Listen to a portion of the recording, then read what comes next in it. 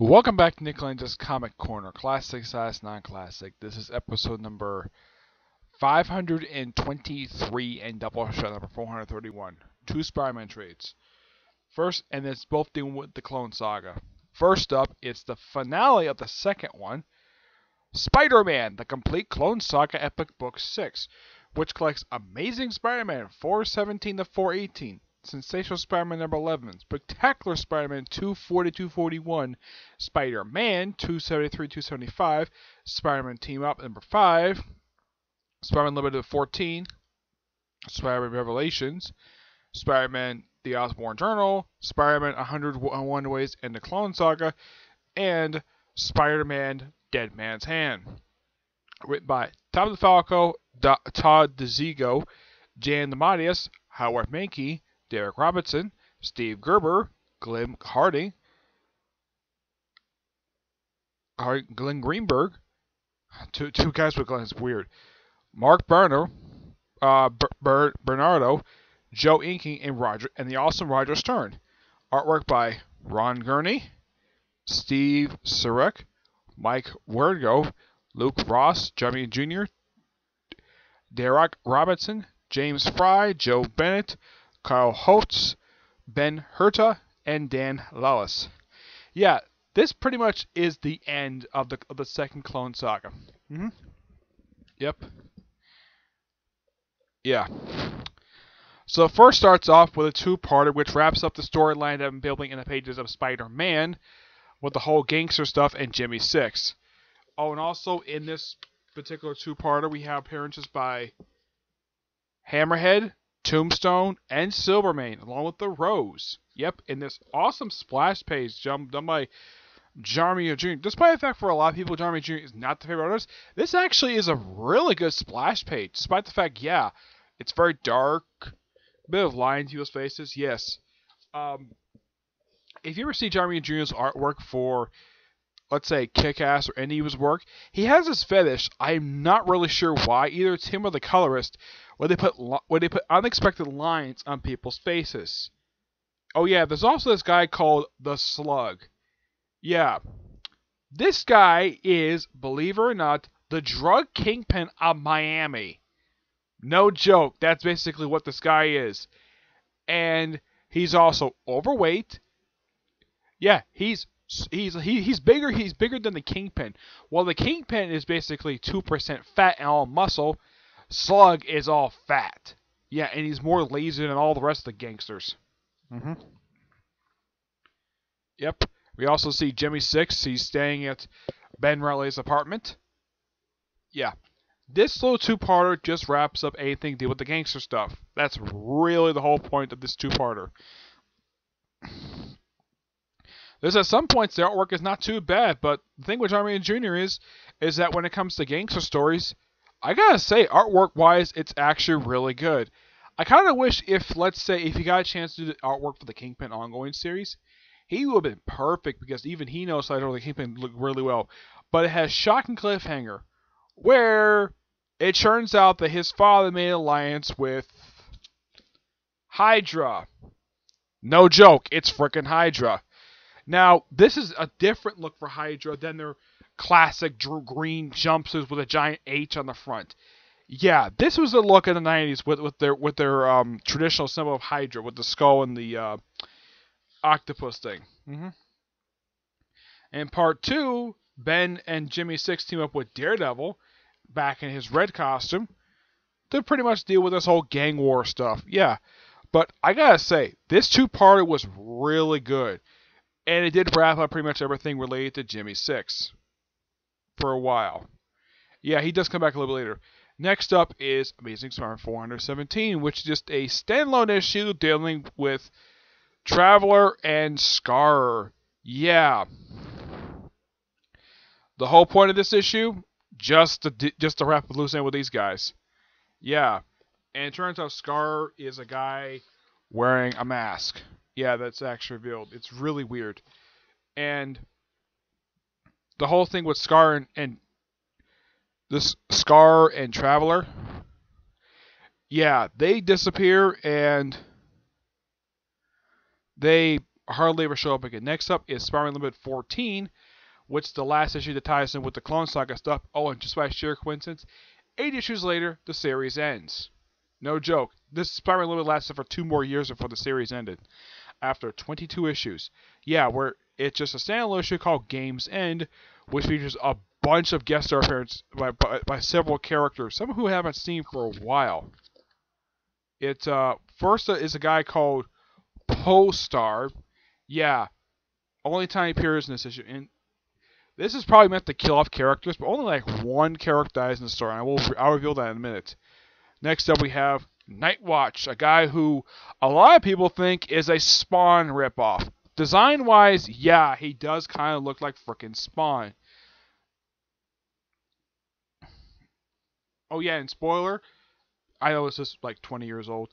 He actually dies in this issue, and he remains dead for over 20 years. He actually comes back, believe it or not, in the final issue of Charles Schultz's She-Hulk run.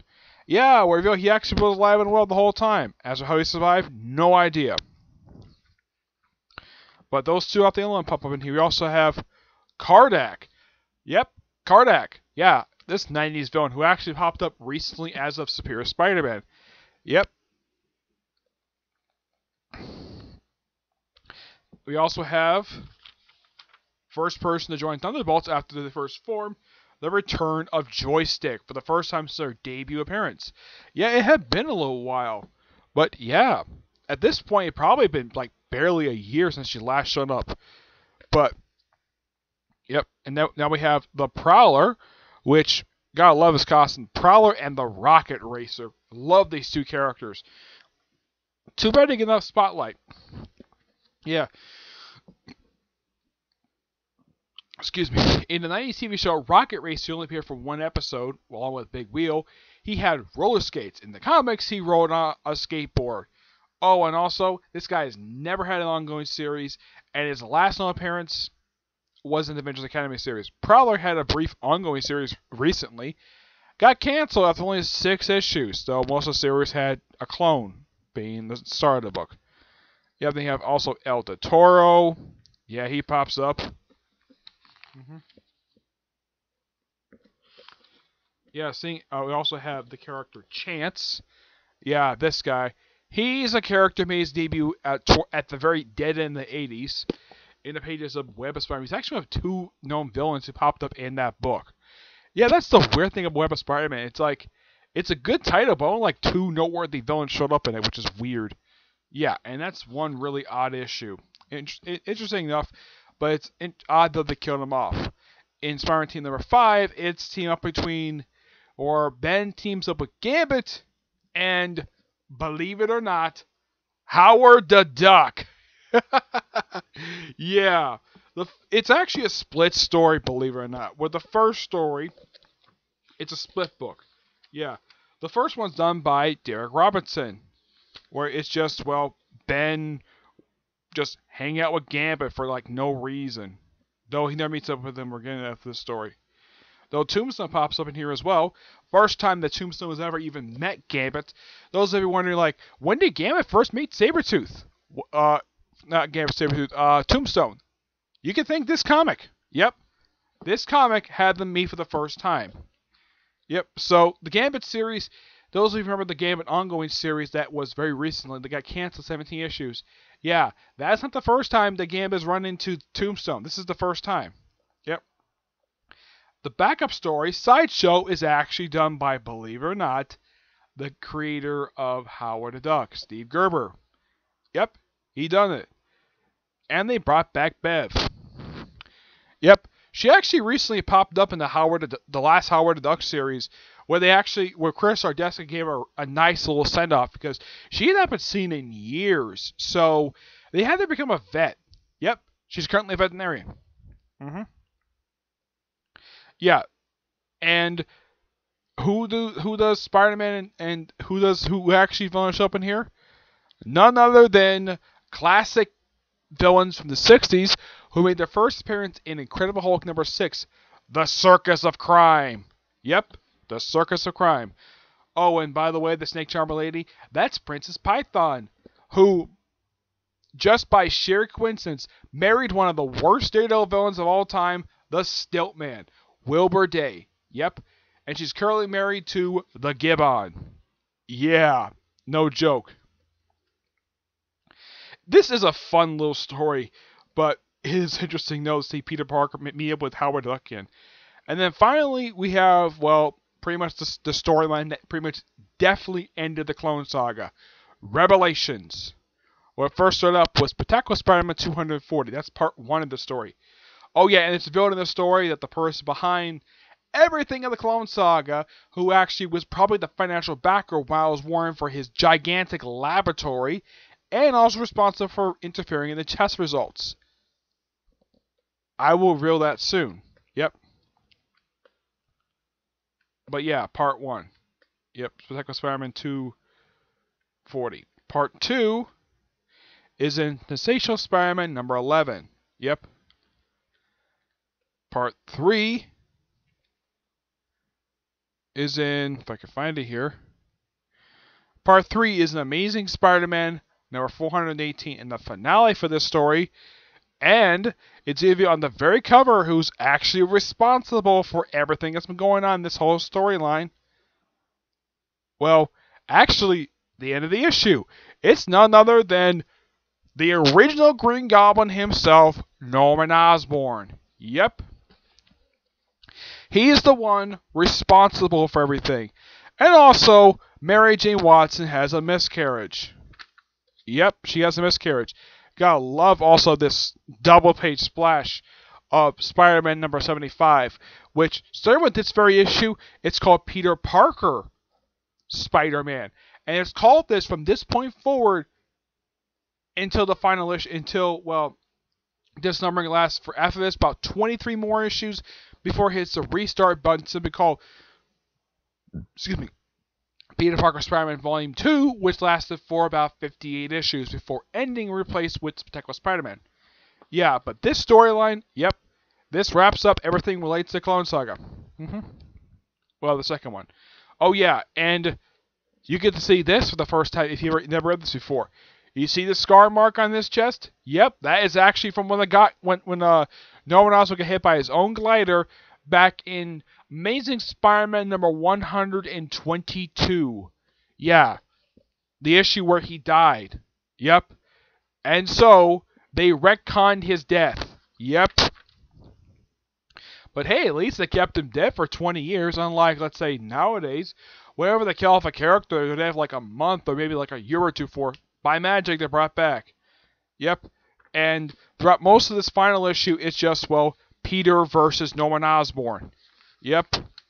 And after this, Osborn does pop up after this as sort of a minor. He kind of acts like Lex Luthor for the next like 2 years before the relaunch of Spider-Man in 1998. Yeah. From 1996 to 1998, he acts as Lex Luthor where Spider-Man knows he's a villain, but he can't prove it. Not physically, of course. He doesn't have evidence. Yep. But at the end of the story, in the finale for this one, Ben Reilly dies. And he stays dead for 20 years until he's brought back in the pages of Clone Conspiracy. Oh yeah, he's also revealed to be the one to be the Jackal. Yep. Also, Jimmy 6 pops up in this finale issue. And then after that, and after we have the finale for that, we have a epilogue with Sensational Spectacular Spider-Man 241 with Peter back in the role, and Jan Lamani is the writer of the book, which is amazing. Yeah, it's just him first day back in the role as Spider-Man. Yeah, and also revealing, also having the Chameleon show up and tie up a loose end with him, revealing that he'd been posing as Sergei Kravinoff for a while, and yep, he was disproven by Alicia Kafka. We also have Jameson show up for briefly, and of course they talk about Marla, and you also have the Jack-o'-lantern, more stuff for him later on for the next several years. Yep, and we also, if you ever see, there's a page, I think it's in this issue right here. No, it's not this one.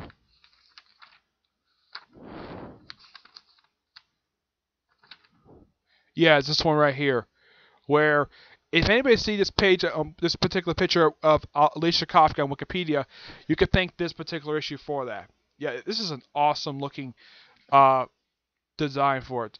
And the last few one shots in here are just, well, first it's Spider-Man, the Osborn Journal. Pretty much what happened. This whole issue is just what Osborn had kind of been up to since his death back in, well, Amazing Spider-Man number 122. Yeah, the whole point of this is just reveal what the heck he's been up to for the past 20 years. Yeah. Then we have 101 Ways to End the Clone Saga. Yeah, just a what-if story and a bit of a recap of what had been happening for the past several years. A bit of a catch-up here and there. Interesting artwork. But yeah, that's all you can say about it. And the last one is Dead Man's Hand, dealing with Charon. Yep. He was just a loose end. They probably had the tie-up anyways. But yeah. All the issues in here really good. Heck, the finale is odd, but it's interesting. But I'm going to get this one a 9 out of 10. The one thing about the issues for Ben Reilly, they're actually better than most of the first part of throughout the bad stuff of the Clone Saga. So yeah, 9 out of 10. Next up is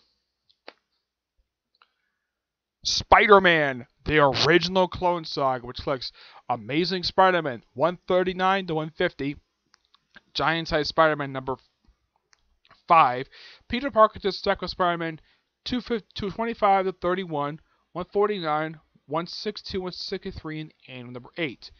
Yeah, the whole original Clone Saga stuff, that's handled in the Amazing Spider-Man issues. Though, in those issues, you get the debut of, well, this awesome cover with the clone of Gwen Stacy, but there's two noteworthy villains who pop up in this storyline. One, of course, is the Grizzly. The other, of course, is Cyclone, who does come back in Protect Spider-Man for like one issue. And the ending of that issue did set up the next issues. And this storyline was also the debut of Ben Reilly, a.k.a. the clone of Spider-Man, who also has an ongoing series. Yep.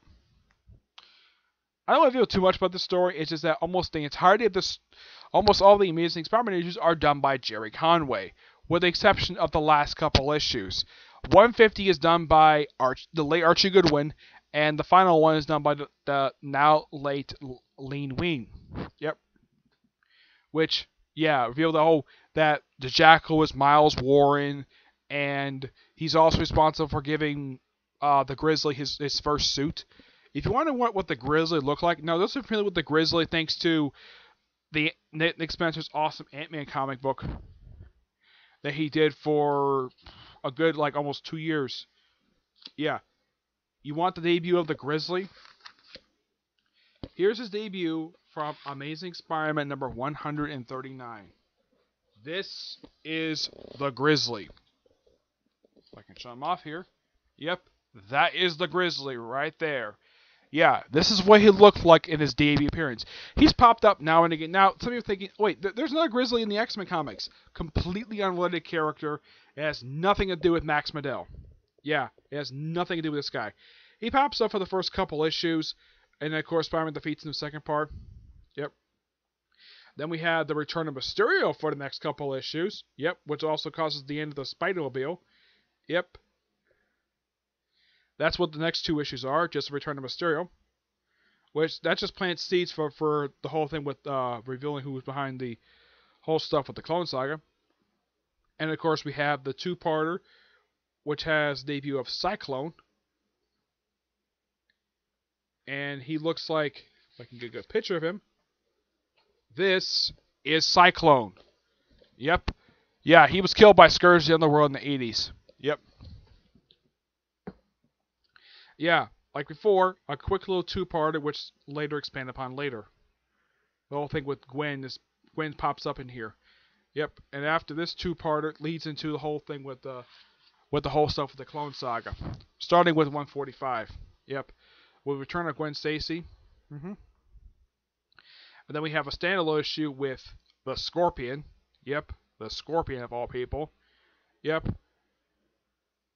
And then we have an issue where Spider-Man and the Man-Thing and also the Lizard shows up. Yeah, it's an interesting little idea of Man-Thing meeting the Lizard. Yeah, that was a really cool idea to do. And this book is done by Jerry Conway. Yep. I think this is by far the only book he did. Yeah, this is one amazing issue. I highly recommend you to read it. It's really good. I think Conway's also the co-creator. I think also, he created Man-Thing. And then we have 147, The Return of the Tarantula, for the first time since Amazing Spider-Man 136. So at this point, it's only been like a year since his last appearance. Of course, after this particular standalone issue, he pops up in the first couple issues of the Spectacular Spider-Man. Yep. When that series started off. I think he just appeared just for this one issue. Yeah. He actually appears for 147, 148. Quick little two-parter with the Jackal. And that leads into, well, the shocking ending of 148, which reveals that, yep, Miles Warren is the Jackal. Yep, this is the very issue that reveals that. And this leads into the debut of Ben Reilly, who was the other Spider-Man. Yep. Yeah, this issue was confirmed later on that this was the debut of Ben Reilly. So you can kind of thank Jerry Conway for creating him. Yep. 150 is kind of like the epilogue. Would think that, oh yeah, is Spider-Man a clone or not? Yep. He has hallucinations of other characters. And then you have briefly of 151, where the whole thing with the whole 2 pages of the skeleton, the smokestack, which that actually is revealed years later when that's found by somebody. And let's see what else. Yeah, it's found by somebody, and yeah, and that's a clone. But as for who that one is, no one knows. But yeah, next up is Spectacular Spider-Man 2531. Yeah, this just deals with mostly the first like 3 issues deal with the Masked Marauder, and the rest of it is just, well, Spider-Man versus the first Charon, who's the clone of, the clone of Miles Warren. That's really the whole point of these issues. Yep. And of course, Masked Marauder gets finally retired in the pages of Daredevil. Yep. It's actually a really good 6-parter. Yeah, it's all done by the ever awesome Bill Mantlo. I've never met this guy in person, but I hear currently he's still in the hospital right now. But yeah, this is probably one of his best stories, and a great way to follow up what happened at the end of the Clone Saga. And after that, after this 7-parter, then we have Spectacular Spider-Man A number 8, where it reveals that, yeah, the clone Gwen Stacy, not really a clone, just some woman who looks like her. Though they later kind of retcon that too. Yep, she was a clone. Yep. Though that character got killed off at the start of Spider Island. Yep. And after that, we have a standalone issue which has Malcolm McBride becoming Charon. And then after he's defeated, of course, this also deals with the whole thing, what's going on with Tombstone and Joe Robertson. Yeah, that's just a loose tie-in, but they do wrap it up at 150. And this issue is done by the ever awesome Jerry Conway. 162, 163, it's just, well, a follow-up to this, and has the Charon team up with the Hobgoblin. Yeah. Oh, and this is how Hobgoblin is drawn by Sal Buscema. Yeah, it looks very weird, but it's demonic. Yeah. Oh, and this is still Jason McIndale. Yep. Because it's the one with the demonic face. Yeah. All the issues in here are great. And I highly recommend getting this trade. Even though, yes, it is like $40. But every single issue here is good by Jerry Conway, Archie Goodwin, Bill Mantlo, and artwork by Russ Adu, Gail Kane, Jim Mooney, Frank Miller. Yeah, that's a surprise. Frank Miller drew Spider-Man. Frank Springer, Sal Buscema, and Mark Bagley. Early Mark Bagley. All the issues here are good, and I'm going to give this one a 10 out of 10. Highly recommend if people are fans of Jerry Conway, or even people are fans of Frank Miller. You get a chance to get some of his early work right here. Alright, that's it for this episode. Stay tuned for the next episode, which will be episode 523 and Doubleshot number 400. And actually, it's 524 and 432, where I'll cover the last book dealing with the Clone Saga and the first of 6 for Superior Spider-Man. Okay? But until we see you in the next episode, bye.